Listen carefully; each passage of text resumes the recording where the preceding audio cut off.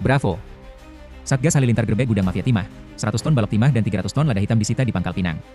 Bangka Belitung, kinerja Satuan Tugas, Satgas, Halilintar dalam menumpas praktik ilegal pertimahan di Provinsi Kepulauan Bangka Belitung kembali menuai apresiasi luas dari masyarakat.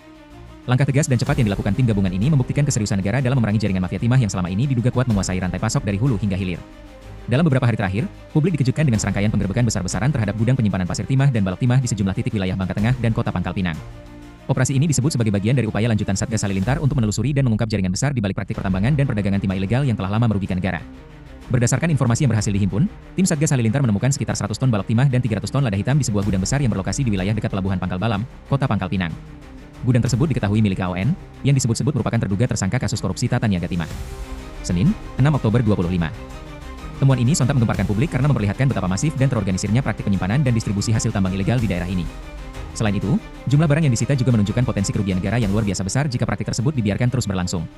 Satgas Halilintar yang dibentuk untuk menindak tegas praktik ilegal di sektor pertambangan, tidak hanya menyasar para pelaku di lapangan, tetapi juga menelusuri siapa di balik layar yang selama ini menjadi backing atau dalang utama kegiatan tersebut. Menurut informasi lapangan, tim tidak segan menembus lokasi-lokasi yang sebelumnya dianggap kebal hukum, termasuk gudang yang dijaga ketat dan diduga berafiliasi dengan oknum berpengaruh. Sumber internal menyebutkan, tim bekerja berdasarkan data intelijen dan hasil koordinasi lintas lembaga, termasuk dengan aparat penegak hukum di daerah. Pendekatan sistematis ini menjadikan operasi Satgas Halilintar dinilai efektif dalam menembus rantai distribusi yang selama ini tertutup rapat. Langkah tegas Satgas Halilintar mendapat dukungan dan apresiasi dari berbagai pihak, termasuk masyarakat dan pemerhati lingkungan. Mereka menilai, operasi ini menjadi bukti nyata bahwa pemerintah serius menegakkan hukum dan menjaga kedaulatan sumber daya alam negara dari praktik ilegal yang merusak.